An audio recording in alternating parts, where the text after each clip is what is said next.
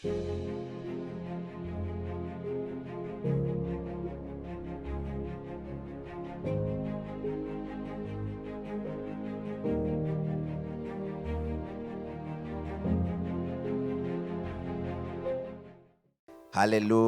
So we are continuing with our message, If Christ is not risen. This is part 3 of our message, If Christ is not risen. The Bible in the book of Acts chapter 4 verse 33 in the New King James, it says, with great power the apostles gave witness to the resurrection of the Lord Jesus, and great grace was upon them all. This morning I declare great grace upon you in the name of Jesus. You know, this year we are going to declare resurrection power upon your life until your situation change. I believe with all my heart that God is up to something in your life. You must believe that. Say it about yourself, to say, God is up to something in my life. You know, when you read the scriptures and you find God conferring a blessing and call a name, remove that name and put your name. Hallelujah. That's what God is going to do. So with great power, we are going to testify about the resurrection of the Lord Jesus Christ, because when we do that, we are going to see great power. We are going to see great grace all around us. Great grace in our marriages, great grace in our finances, great grace in our ministries and calling. We are going to see God move in our lives like never before. This is the year of God's goodness. That is why Isaiah 61 verse 2 in the Message translation, it says, the Lord has anointed me to announce the year of God's grace. I announce the year of God's grace in your family. I announce the year of God's grace in your marriage. I announce the year of God's grace in your career, in your finances, in everything that pertains to your life. And I announce the year of God's destruction of your enemies. I don't know what you have been dealing with. Let me tell you something. God, this year, He's bringing destruction to your enemies of lack, your enemies of sickness, your enemies of poverty, your enemies of fear and anxiety. Whatever it is that is causing you harassment, whatever it is that is stealing your peace, God is bringing destruction. We celebrate the year of God's destruction of our enemies. Hallelujah. And I believe that God is going to do something amazing in your life. You must believe it. And for you who has lost stuff, believe God for restoration. Hallelujah. I declare restoration of all things. Jesus said, of all that the Father has given me, I will lose nothing. I declare that 2021, you will lose nothing. Of everything that has your name, everything that is meant to come to you shall come to you in the name of Jesus. This is the year of revival. I believe it with all my heart. Let me read for you Acts 4:33. In the Amplified Classic Edition, it says, and with great strength and great ability and great power, the apostles delivered their testimony to the resurrection of the Lord Jesus, and great grace, loving kindness and favor and goodwill rested richly upon them all. I declare and I prophesy that great grace rest richly upon you in the name of Jesus. Loving kindness rest richly upon you in the name of Jesus. Favor rest richly upon your marriage, richly upon your career, richly upon your calling and ministry in the name of Jesus. I declare goodwill rest richly upon your life. Continue to declare this about your life on a daily basis. That great power is at work in my life. I am an example of the resurrection of Jesus Christ. My life bear testimony that the Savior is alive. My marriage bear testimony that the Savior is alive. My life is a testimony and an evidence that there is a King that lives in heaven. The Bible says that, is there no balm in Gilead? Is there no balm in Gilead? Don't be perplexed at this hour. You must know that our Redeemer lives. Jesus Christ of Nazareth is alive. Hallelujah. So we're talking about if Christ is not risen. 1 Corinthians chapter 15 from verse 17 to 19. It says, and if Christ is not risen, then our preaching is empty, and your faith is also empty. Yes. And we have found false witnesses, because we have testified of God that He raised up Christ, whom He did not raise up, if in fact the dead do not rise. For if the dead do not rise, then Christ is not risen. And if Christ is not risen, your faith is futile. You are still in your sins. Then also those who have fallen asleep in Christ have perished. If in this life only we hope in Christ, we are of all men the most pitiable. Hallelujah. You know, this portion of scripture actually reflects, although in the negative, it reflects what the gospel is all about, because the Apostle Paul is asking questions here, but he's also communicating a message. Because if you look at the first part, it says, if Christ is not risen, then our preaching is empty.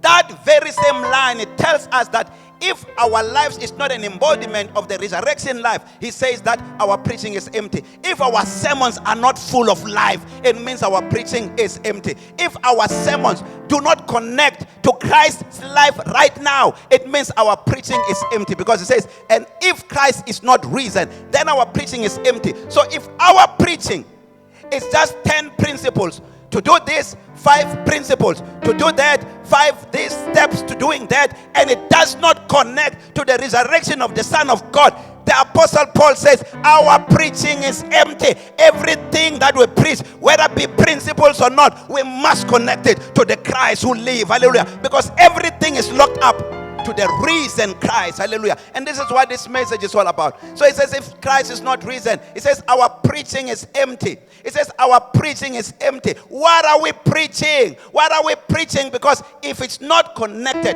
to the life of Christ, the Apostle Paul, is not me, the Apostle Paul says our preaching is empty. Otherwise, why would he say? Because the Apostle Paul preached Christ.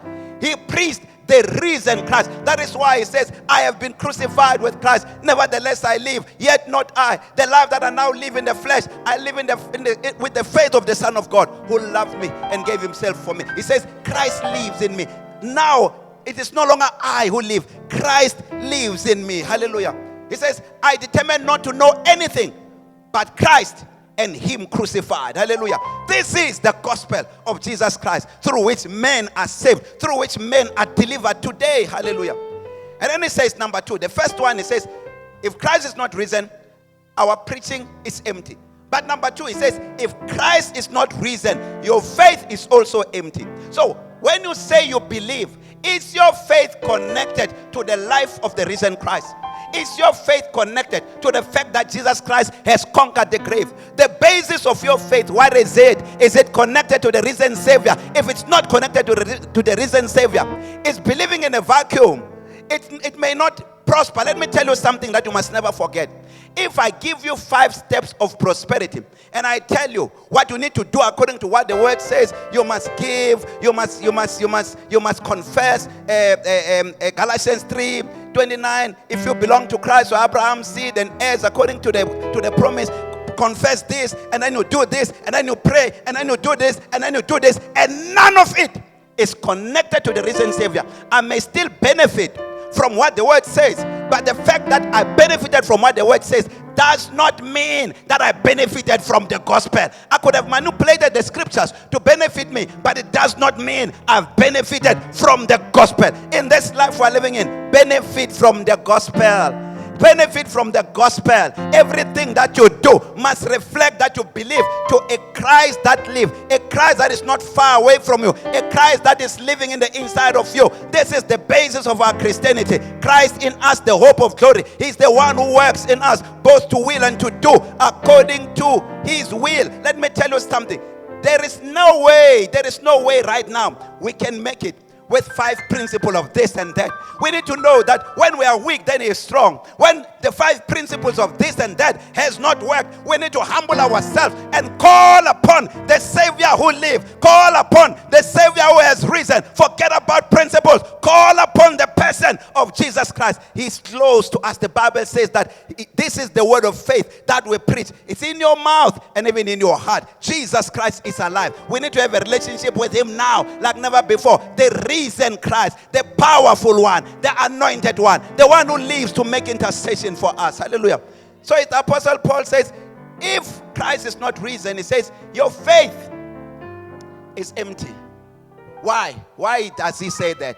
Because whatever we preach, if it's not connecting to the Christ who is alive, a Christ who is so close to us, a Christ who is seated with us at the right hand of the Father, a Christ whom the Bible says that as he is, not as he was, so are we in this world. It says, if your faith, if you believe, but your believing is not connected to the risen Christ, it says your faith is empty, it's useless. That's why it says it's empty.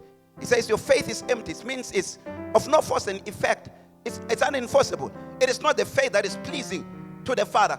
It may still get some things done, but it is not the one that we as believers are supposed to live with. Remember the basis of our Christianity. He died. He went to the grave, raised up on the third day, ascended to heaven to present his own blood.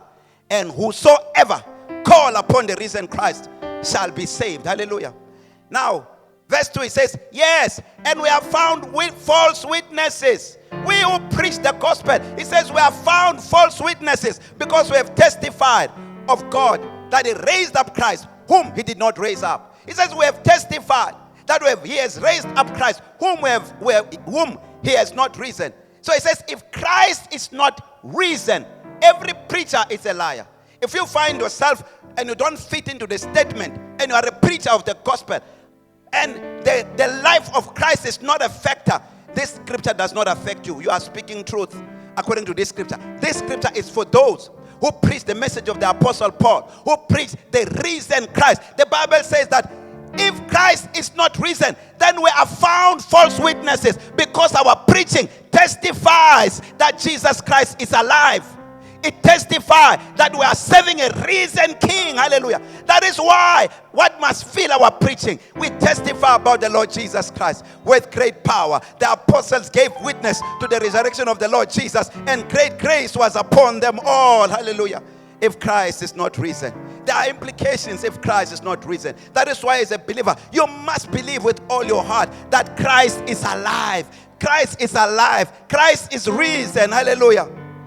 He says, for if, and then he goes to another element here. He says, for if the dead do not rise, because that's the point he was addressing. He was addressing the fact that those who fall asleep in Christ, they shall rise. Why are they rising? Because Christ has risen. And then here in verse 16, he says, for if the dead do not rise, then Christ is not risen. And if Christ is not risen, he says, your faith is futile. It's reiterating that point. And then he says, he adds another element. He says, you are still in your sins. And this one is very important. He says, if Christ is not risen, you are still in your sins. This is so important. This is very fundamental. He says, if Christ is not risen, then you are not born again. If Christ is not risen. And why is the Apostle Paul bringing this element? You know, many of you may relate with what I'm going to say now. And bear with me at home. Let me tell you something. There are many people who have professed Christ without, I don't want to call it without believing that is risen, but without a consciousness of what the salvation package entails. Now, you say you are born again. Let me give you an example. Let's say I am preaching about giving. I'm preaching about the power of a seed. And all that I do in my 1 hour sermon, I tell you about how powerful a seed is when you plant it, and I challenge you to use your seed so that you can prosper. And I said to you, if you want to prosper, the Bible tells us that for as long as earth still remains, sowing and reaping shall not cease. Now, and I continue for 1 hour, and I never connected this message to Christ because the seed is Christ. That is why in John 12:24 it says, unless the corn of wheat falls into the ground and dies, it remains alone. But if it dies, it shall bring forth much fruit. So I must be able to say to my audience, to say, when you operate on a seed, don't just think prosperity. Think Jesus, that he was planted on earth, but on the third day he rose again. When he rose again, he did not rise alone, because the Bible says we were raised up with him. Now when you give, you must give with that understanding. You understand? I'm connecting it to Christ. And then at the end of my message, I can make an altar call and tell people to receive Jesus. But if I preach the power of a seed, and all I did was to tell people to operate a principle apart from the person, and they operate the principle and they see the harvest, does not mean they benefited from the gospel. And then let's say at the end of that sermon, and I say, if you want to receive Jesus, say this prayer with me, and you say the prayer. But in your prayer, you never had a conviction of the resurrection of Jesus Christ. Because what does the Bible say in the book of Romans 10 verse 9? It says, if you confess with your mouth the Lord Jesus, if you confess with your mouth the Lord Jesus, what does that mean? You are confessing his lordship over your life. What are you saying? You are saying, from this day forward, I do not live for myself. I live for you. You are my Lord. Lord means owner. It means owner. That's why you who's renting, you call the one who owns your property your landlord. It means he owns the place where you stay. So when the Bible says, if you confess with your mouth the Lord Jesus, you are saying, Lord, from this day forward, I am no longer my own. I give my life to you. Take charge of my life. Use me for your glory. And then you forsake your old life. That is why we talk about when you get born again, you are a new creation. If any man be in Christ Jesus, he is a new creation. The old one used to live according to his own impulses. He used to live his own life, directed by the flesh. But the moment you confess his lordship, there is a change that takes place. First, that's the first one. You confess with the mouth the lordship of Jesus. Then the number two, which is so critical, and for a very long time we have ignored the emphasis of this. We have been emphasizing the first part. We have been emphasizing his death. We have not emphasized his life, his resurrection. But it has a significance, and it is so important and so powerful. The second one, it says, the first one says, if you confess with your mouth the Lord Jesus, and then it says, and you believe in your heart. That's the power. He says, and you believe in your heart that God raised him from the dead. He says, you shall be saved. For with the heart man believes, but with the mouth confession is made unto salvation. You confess his lordship, you believe in your heart that God raised him from the dead. That is what makes salvation. Salvation is not just that you have received Christ. No. What did you believe the day you said yes to Jesus? What did you believe when you said yes to Jesus? Did you understand what you were doing? That is why today we have so many weak believers. That is why today we have believers who do not understand what Christianity is. Christianity means Christ-like. It means you no longer live like you. You live like him. Everything that you do resemble him. Many people don't understand that. They say yes to Jesus, continue to live their lives. That is why Matthew 7:21 is so crucial, so fundamental at this hour. Because the Apostle Paul says, if Christ is not risen, you are still in your sin. Do you believe that Jesus Christ has risen from the dead? Is that the basis of your salvation? Is that the basis of your salvation? Because that must be the foundation of your salvation. That Jesus Christ is Lord over your life. He owns everything, including your bank account. If you give him your life, it means the life of Christ, that resurrection of Christ. It's an empowerment to us. When we believe that he is alive, we can also believe that he lives in the inside of us. But if you do not believe that he is alive, what is helping you today as a Christian? Why are you struggling so much as a Christian? Maybe you are struggling so much because there is something wrong about your believing. Wrong believing produces wrong actions and wrong attitude. People do so many things trying to please him because they don't understand that it is him who works in us both to will and to do according to his good pleasure. That is why the Apostle Paul in Philippians 4:13 he says, I can do all things through Christ who strengthens me. He does not strengthen you from heaven, my brother. He strengthens you in the inside of you. You cannot live Christianity unless he lives Christianity in you. That's how it works. That's how salvation works. He works Christianity in your life. When the Bible says that we must work out our salvation with trembling and fear, that is Philippians 2 verse 11. It says, work out your salvation with trembling and fear. And when you read that, you will think, no, I must manipulate things. But you look at the next verse, it says, it is he who works in us. The next verse, Philippians 2:12, it says, it is he who works in us, both to will and to do according to his good pleasure. We live to do his pleasure. So if the basis of your Christianity today, since you got born again, since you said yes to Jesus, but there was no conviction of his lordship over your life, no wonder you're struggling in your relationship with him. Make him your Lord and your Savior. Tell him, Lord, you are my Lord, you are my Savior. And you believe with all your heart that God raised him from the dead. Because I'm going to be showing you with this message the importance of understanding the second part. The second part is so important. The one part without the second part, it doesn't make sense. This is how I also preach even concerning the tithe. Because when you look at Genesis 14, the Bible talk about Melchizedek, who the Bible says that Jesus is a high priest after the order of Melchizedek. He comes with bread and wine that proclaims his death. But Abraham came with the tithe, because you cannot give to a high priest who is not alive. No, when he comes with the tithe, Abraham comes with the tithe. He was proclaiming his life. He was saying, you are Lord over my life. You are my Lord. You are my Savior. I recognize that everything that I do, everything that I accomplish, the blessing upon my life, it comes from you. Hallelujah. Let me tell you something. Your salvation is salvation if you have given your life. You have given your life to him and he's Lord over your life. The second thing, you believe that God has raised him from the dead. So he says, if Christ did not rise, we are still in our sins.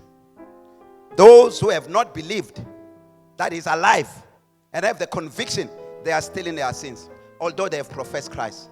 That is where Matthew 7:21 come in. He says, don't say Lord, Lord to me, but do not do what I say. He says, don't call me Lord. What does that mean? The Lordship of Jesus Christ. You do what he says. Whatsoever he tells you to do, do it. 2021, the basis of your prosperity must be that everything he tells you to do, you do it. If you're still living your own life, I tell you now, he's not Lord over your life. Don't call him Lord, but you don't do what he says. And it's not difficult to do what he says. You must just develop in knowing him. When you know him, you'll trust him. That's what it says. When you know him, you will trust him. You can't trust the person you do not know.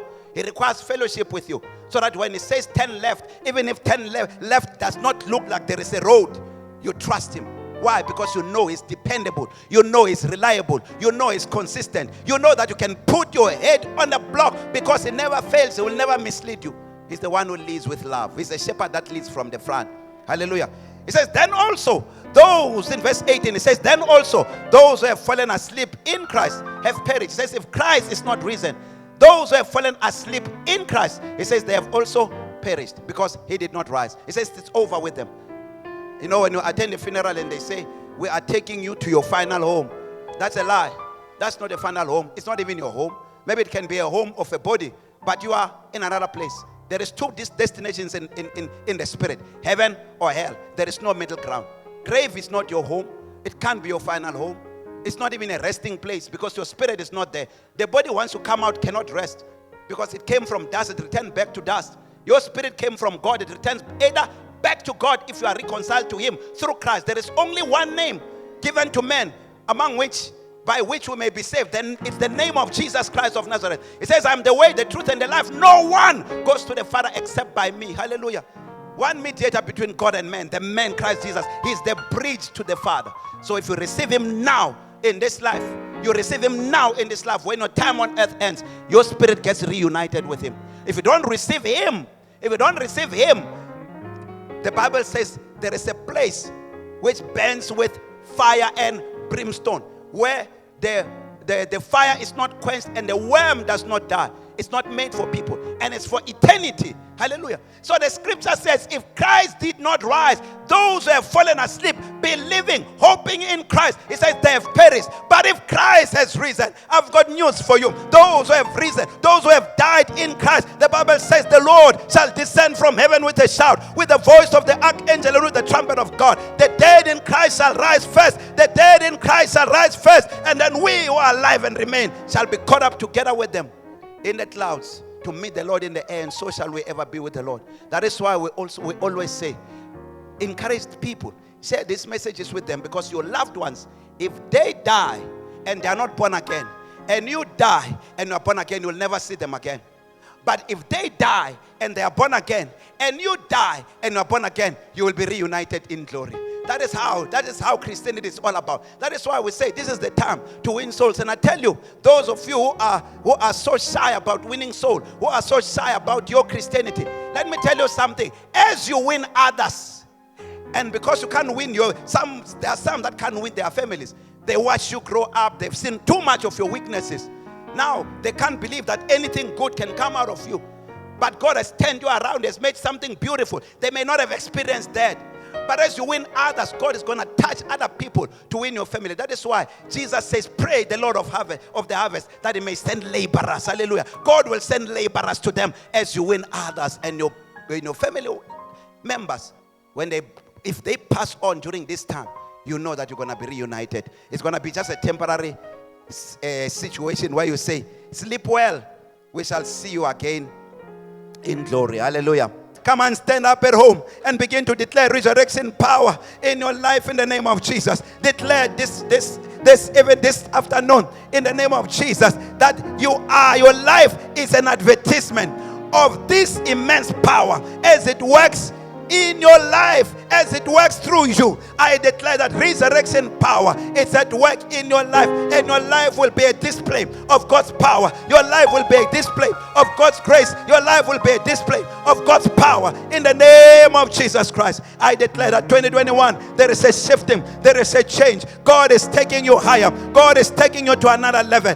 God is making a difference in your life. God is bringing a distinction in your life as you maintain a consciousness that you are not alone in this earth. Jesus Christ is alive. He's the one. He's resurrected life. It is the one that is helping you today. You are joined with him. The Bible says, he who is one with the Lord is one spirit with him. He who is joined with the Lord is one spirit with him. Understand baptism. Your old nature died. Your weakness died. Your limitations died. When you rose up in baptism, identifying with the life of Christ, power was generated in your life. Carry that consciousness. Maintain that consciousness. That resurrection power is at work in my life. If any man is in Christ, he is a new creation. Christ is in you, my brother. Christ is in you, my brother. The same spirit that raised Jesus from the dead, it lives in you, revitalizing every one of your mortal bodies. May resurrection power work in your life. May resurrection power work in your career, in your finances, in everything that concerning you. May resurrection power work in your marriage. May God bring a change. May God demonstrate through your life that Jesus Christ is alive. May God demonstrate through your life that Jesus Christ is King forever. The Bible says it shall come to pass that in the dispensation of the fullness of the times, he will gather together in one all things in the resurrected Christ. He has the final say in everything. You must believe that at this time, his power is at work and he has the final say. Father, I just want to pray right now for every person under the sound of my voice. I know that this message has made a difference in their lives as they maintain this consciousness, Lord God. May you bless them. May you change their situation. May you cause all things to work together for their good in the name of Jesus. If you heard the message today but you're not born again, I want to quickly give you an opportunity to receive Jesus and make him the Lord of your life. He will come into your life. He will help you with your life. And one day when all of it is said and done, he will return and receive you to himself, so that where he is, there you may be also. Make this prayer with me. Say, Lord Jesus, I thank you for dying for me on the cross. Today, I give you my life. You are my Lord. You are my Savior. I believe that you are alive. You were raised on the third day. In Jesus' name. I thank you that my name is written in the book of life. Man, I tell you, you are born again. It's time now. Everything that you hear today, everything that you hear, the conclusion of it, if it does not set forth the name Jesus, the one who has resurrected, it is not a gospel. Every principle that is not tied to the resurrected Christ is not the gospel.